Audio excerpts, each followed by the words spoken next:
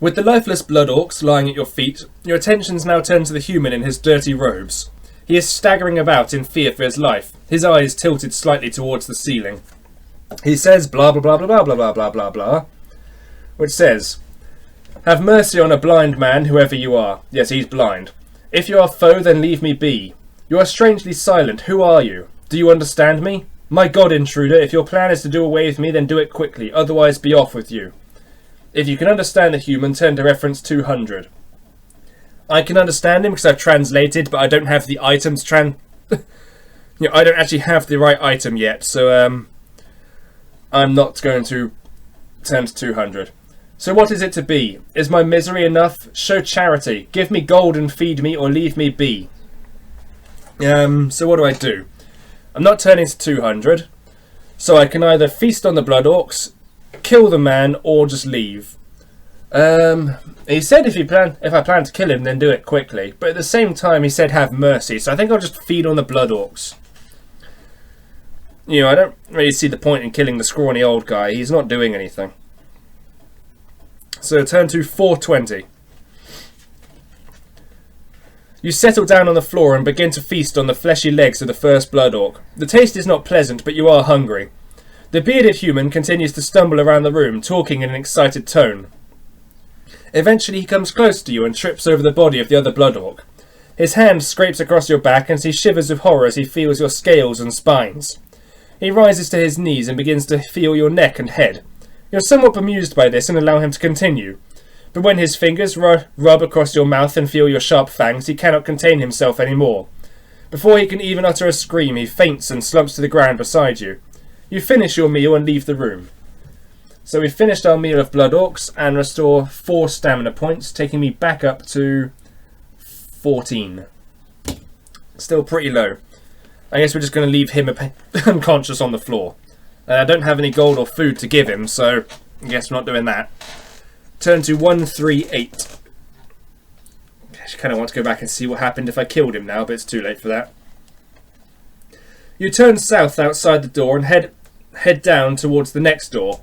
There's no other way onwards. You open the door, turn to 15. That was the reinforced door that I didn't open last time. All is silent as you enter. The room is large, with a high ceiling, and a musty smell permeates the air. There are 4 doors leading from the room, one in each wall. A long table stands in the middle of the room, and on it is a short stick with a metal head lying next to some small spikes. A couple of planks of wood are resting against the table. This is evidently a workroom of some sort. In one corner of the room you find the products of the work carried on here. 2 tall and thin wooden boxes, almost as tall as you are leaning against the wall. They're standing next to a hole in the wall just above floor level, which is wide enough to fit one of the boxes through. You puzzle over this for some time. So do we look in the boxes, investigate the hole, or ignore what we see? I kind of want to see what's in the boxes. If they're big enough to fit us, that must be something important. Well, then again, looking through the hole could be something, but there might be something on the other side that will attack us. So, boxes, I'm definitely not going to leave the room. So, I'll put it to a dice roll. If I get an even number, I'll look at the boxes. If I get an odd number, I'll look at the hole in the wall. I got a 3, so that's the hole. Turn to 319 to look through the hole in the wall. You poke your head through the hole in the wall and take a deep breath. The foul air makes you cough deeply. You can hear far below the sounds of running water, and the smell coming from the filthy river is overpowering. You pull yourself back into the room. Will you now investigate the boxes, push the boxes into the hole, or leave the room? So that's the river below, I'm guessing. And it said I could smell like stench and decay down there. So I'm guessing something's been pushing these boxes. Whatever's in these boxes probably isn't very pleasant, so I might push it through the hole in the wall, I think. And it's probably like corpses. Actually, if it's corpses, I might want to eat that. Yes, let's open the box. Turn to 217. I want to open the box. It might be dead stuff. See, 217 was it? 217.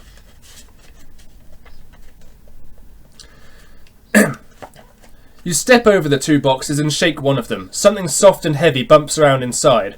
This arouses your curiosity and you search for means of opening the box, but none is apparent. In your frustration, you tip the box over and it crashes to the ground. Your attention focuses on the wider end as a splitting sound suddenly appears from the box and gets louder. Suddenly a crack appears in the wood, then another. Finally, the front of the box smashes apart and your eyes widen as catch sight of the hideous thing within. A human shape appears, or rather something resembling a human corpse, but it is not dead. Its thin lips are slowly curling back to reveal sharp teeth and a forked tongue. In an instant, the creature sits bolt upright and turns its head towards you. Got a picture of the creature looking here. So it looks like these boxes were coffins. I'm guessing they must have been shoving them into the river or something. So its eyes flick open, and it says... what one am I on? 217.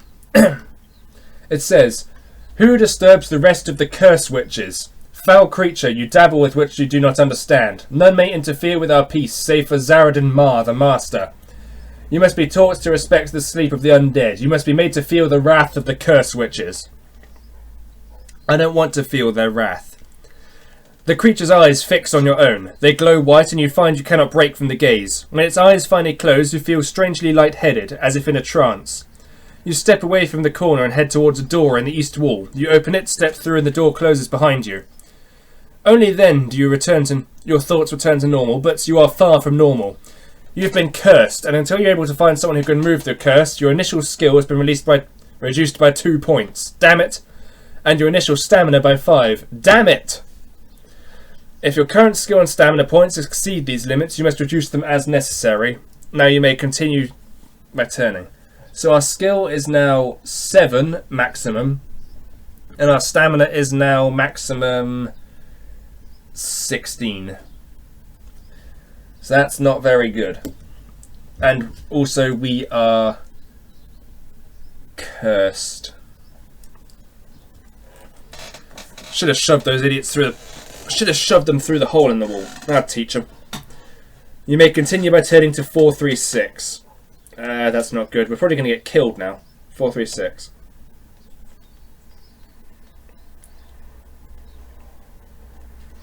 You have 4 doors to choose from. Do we try the door in the east, west, north, or south wall? East. What do we do there? East, west, north, or south? You know what? I will use a dice roll to figure this out. If I get 1, I'll head east. If I go 2, I'll get west. 3, I'll go north. 4, I'll go south. If I get 5 or 6, I'll roll again. I rolled 2. So we're heading west. Turn to 409. 409. You tug at the door and it opens to reveal a storeroom of some kind, with shelves lining the walls, but there's nothing on the shelves and there seems to be no way through. As you peer into the cupboard, a creaking sound startles you. You swing round to see the door in the east wall slowly opening. Glowstones in the passage outside flick on to light your way. You cannot resist this invitation and leave through the east door. Alright then, so that didn't really change much. So we're going east, looks like. Turn to 14.9. The passage leads east. A short distance ahead, you arrive at a rocky bridge across a deep chasm. Far below, you hear the sloshing of a slow-moving river and step up to the edge of the bridge to get a better look. A disgusting smell is coming up from the river. As this hits your nostrils, you stagger a few paces backwards. But this is the only way on. The bridge is narrow and wet from moisture in the air. No doubt it's slippery too. Nevertheless, you have no choice. You hold your breath and step onto the bridge, but halfway across you lose your footing on the slippery surface. Test your luck. If you're lucky, turn to 476. 457. If you're unlucky, turn to 60. So I need to roll less than 11. That's okay, I rolled 4. About the one time I actually want to roll 4. So we are lucky. We turn to 457. 457, that's all the way at the back of the book again. That's really far out the book. You regain your footing and hurry across the bridge to the other side. Shaken by your near accident, you continue until you arrive at a side passage on the right. You don't like the look of this side passage, so you continue eastwards. Then what's the point in mentioning it? I suppose that's probably a different path that leads to this same place, perhaps. Turn to 122. Why can't I go down the side passage? I want to see what's there. You follow the passage eastwards, peering ahead as the glowstones flick on to light your way. Eventually you arrive at 2 doors and listen for any clues as to what may be behind. No noise comes from behind the door in the north wall, but there are definite sounds coming from behind the door in the east. A heavy breathing is unmistakable and interrupted by loud snorts. This sounds ominous. If you want to try the door in the north wall, turn to 154. If instead you decide to charge the door in the east wall, turn to 263. Well, we're cursed and kind of weak at the minute, so fighting might not be the best idea. But fighting often leads to treasure, and I want treasure. So I'm going to charge the door and turn to 263. 263. My greed will be the death of me, I know it. The door shudders on your charge, but does not open. Lose 1 stamina point. Of course. You know, God forbid I get through something without being injured. You try again, but this time the bolt is torn from the frame. The door flies open and you step inside the room, ready for the creature inside. The room itself has a door on each wall. Scattered around one corner is an untidy pile of bones. In another corner is a half-eaten human carcass. Standing over the carcass and evidently annoyed that its meal has been disturbed is a bulky creature with a hairy face, razor-sharp teeth and wild eyes. As you enter, it turns to attack and you must resolve your battle with the Manic Beast. So there's the Manic Beast there. It's a hairy guy. So, the Manic Beast is so called for its tremendous bursts of rage. Each time you inflict a wound on the Manic Beast, its anger will rise for the next attack round, and you must add 2 to the dice roll when it rolls for its attack strength. If you wound it again during this next attack round, it will retain the bonus for the next round, but if you do not, its temper returns to normal and the bonus is lost. So if we've just hurt it, it's a bit stronger than normal. So its skill is 7, its stamina is 8. So we've got the same skill, so this might not end well. And it's going to get more skill. Or I could roll double 3s and kill it immediately. That's fine by me. If you defeat the Manic Beast, turn to 209. Building up all that fight and then it just died. Not going to complain. You may, if you wish, regain your strength by waiting for a few moments in the room before continuing. You can pass the time by feasting on either of the dead creatures. Which looks the tastiest, the Manic Beast or the human carcass? The Manic Beast looks like it would be stringy, but the human carcass is probably rotten. Although the human carcass might have something on it. It might have like a ring, perhaps, that I can get. So I'm going to feast on the human carcass. Turn to 249. 249. You tuck into your meal. The meat is rather tough and is no doubt several days old, but while you're eating, something catches your attention. Tied around the human's waist, you find a small leather pouch that contains 2 gold coins. Yes! I will take those. So I'll just write gold 2. And you see, you may take these with you, and you gain 4 stamina points from the meal. Taking my stamina to... well, I would take it to 17, but I'm cursed, so I'm at 16 at the minute. So that means my stamina is now 16. Your attention is also captured by 2 glass flasks lying by the side of the unfortunate human. Though they have been battered in the struggle, they are not broken, and each contains a coloured liquid. If you would like to drink the green liquid, turn to 318. If you prefer to drink the blue liquid, turn to 350. Alright, now I need to just check. One of my previous run-throughs, I drank a liquid that killed me or something. It cursed me, I think. So let's see, what did I do? Yeah, the blue potion I drank last time, that cursed me again. So I'm not going to drink the blue one, I'm going to drink the green one to see what happens. This will probably kill me as well, knowing my luck. Yeah, so it was the first run, the blue potion, I drank that and it meant I couldn't do my insta-kill move anymore. So I'll try the green liquid instead, which is probably going to be deadly poison. You put the bottle to your mouth and gulp down the liquid. Almost immediately, you begin to feel strength flowing through your body. Yes! It takes effect. You may now restore your stamina to its initial level. That doesn't deal with my curse, though, and I was already at initial level, so nothing lost, nothing gained. You now continue by turning to 293.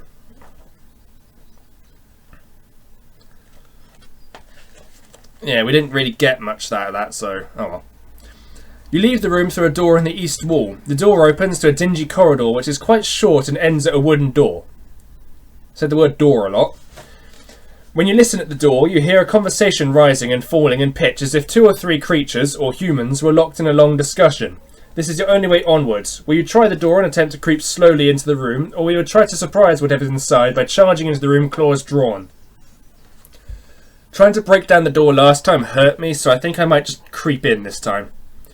Turns 276. 276. Not going to risk bouncing off the door again.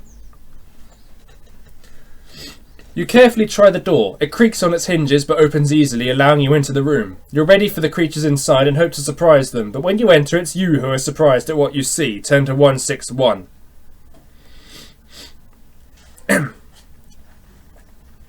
The room is roughly circular with doors in the north, south and west walls. Around the walls and between the doors are dark arches, a total of 6, which are large enough for you to enter, but from your position it's impossible to know how deep they are. The voices that you heard earlier have stopped, as if your entrance had surprised whoever or whatever was talking. There's no sign of any living creature in the room. You step into the centre and you are startled when the door slams behind you. You may now decide what to do. Will you leave the room through one of the doors or stay to investigate further? Let's investigate. 104.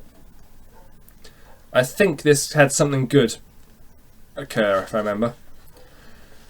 You glance from arch to arch, trying to decide whether to investigate them. The stillness is unnerving. Whatever happened to the voices you heard? As if in answer to one of your questions, a sound drifts out from one of the alcoves. Blah blah blah blah blah blah blah blah blah blah blah blah, which translates to: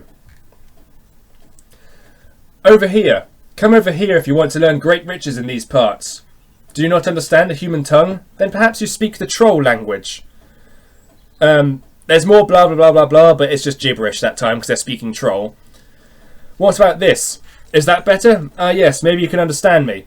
Look, I can help you. Would you like me to direct you to a tasty morsel or 2 fat hobbits? Shall I tell you of he who knows all your secrets? I speak of course of Zaradin Mar. Come to talk to me. Now I'm fairly certain this is a trap.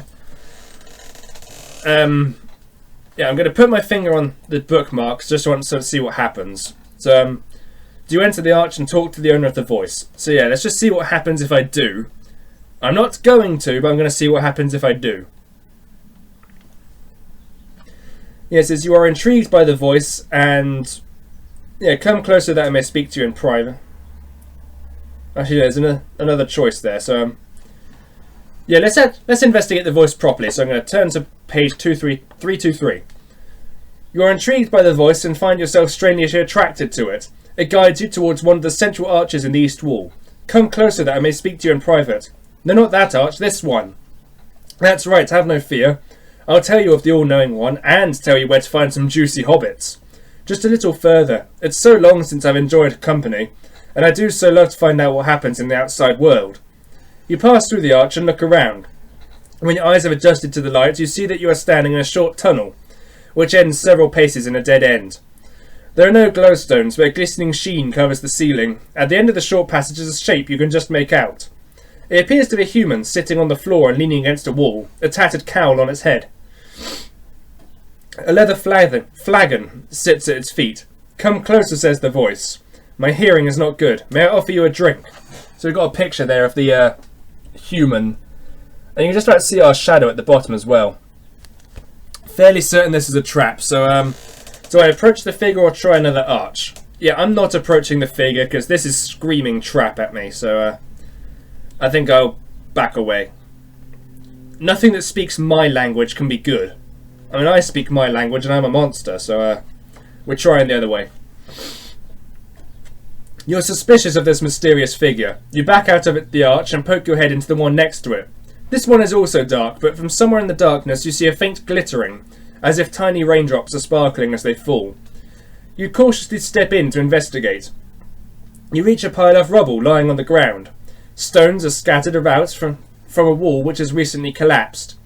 You can easily cross the rubble and make for the twinkling lights. While you are considering whether or not to do so, a crash is followed by a shower of dust as a rock falls from the ceiling. Will you climb through regardless to investigate the lights, or leave this alcove and try another? I want to know what the lights are. It might be a fairy. I'm going to eat the fairy. Turn to 56.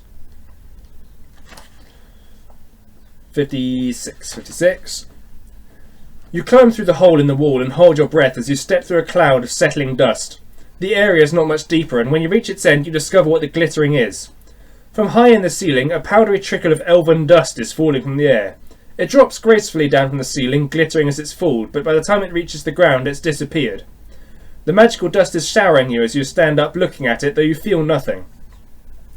Elven dust is a magical powder, which is an essential ingredient in white elven magic.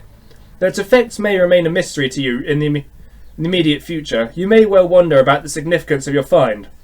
Someone has been trying to wall the elven dust in. Why? Eventually you decide to leave the recess in the chamber. So we're covered in elven dust, so I might as well write that down. Elven dust. You decide to leave the recess in the chamber, turn to 405. 405. There it is. Oop, went right past it. You may now leave by one of the 3 doors leading from the room. Which do we choose? North, west, or south? North, west, or south? I don't think I've picked south anywhere, so I'll try south. Turn to 6. The door opens and you find yourself in a corridor which heads south for a few paces and then turns west. Your claws extend themselves, ready for a sudden encounter. You follow the passageway around the corner. Eventually you reach a point where the passage turns back southwards, but something on the rocky floor in front of you has attracted your attention. In the elbow of a bend is a large black circle which seems to shimmer in the blue light. Perhaps it's a pool of liquid, or maybe some dark metallic substance. As you're considering this, you hear a noise behind you which may have been a quiet footstep. As someone following you, you turn round but can see nothing. Now you must decide what to do. Do we investigate the shape on the floor or avoid the circle by walking round it? The circle kills us, I remember that from the first run through. So, or actually, I think I tried to walk round it and that killed me. Maybe we should investigate the shape, perhaps? Let's try... No, I can't remember what I did last time. Let's investigate the shape. I can't remember what happened, so I'm going to investigate the shape, see what happens. 445. You attract your claws that you may feel the strange shape of your fingertips. You step up close to it, but as you bend down to touch the dark circle, it moves much more swiftly than you ever could. In an instant, it is expanded to engulf the very ground on which you're standing. You suddenly find you're not standing, not on solid rock, but on nothing. Down you fall through the void until your journey becomes too much for you. You pass out in the blackness and will never know the gruesome fate which awaits you in the depths of the black-mouthed floor trap. So that led to death. Let's see what happens if I walked round it, just out of curiosity. You step over to the right and give the circle a wide berth. Halfway round, your ears prick up. Another footstep. With claws at the ready, you turn to face your pursuer, but no one's there. The quick turn in the narrow space causes you to stumble momentarily. You quickly regain your balance, but not quickly enough. For as you put your foot out to steady yourself, you stepped on the edge of the black circle. Quick as a flash, the circle spread itself out and engulfed your foot. As you now realise the danger of the black-mouthed floor trap. As you tumble into the black hole, you find yourself falling over and over in a dark void, until you lose consciousness. The real horror in store will thankfully be never known to you. Well, looks like if I go that way, I die to the damn hole either way. Is that... That confirms it. I'm not just dead, I'm double dead. So, yeah, I think I'm going to make this the last run through of the game. I did reasonably well. I mean, I got cursed. I found some elven dust. I won a lot of fights. That's pretty good. So, I think I've shown off this book pretty well. It's probably I think a lot of people agree it's actually like the hardest of the fighting fantasy series. So, if you see a copy of it, definitely pick it up. It is a lot of fun just to flick through being a monster and all. I might try this again in the future with one of the other books, but I'm going to work on some other things in the meantime, and I guess I'll just see you then. Goodbye.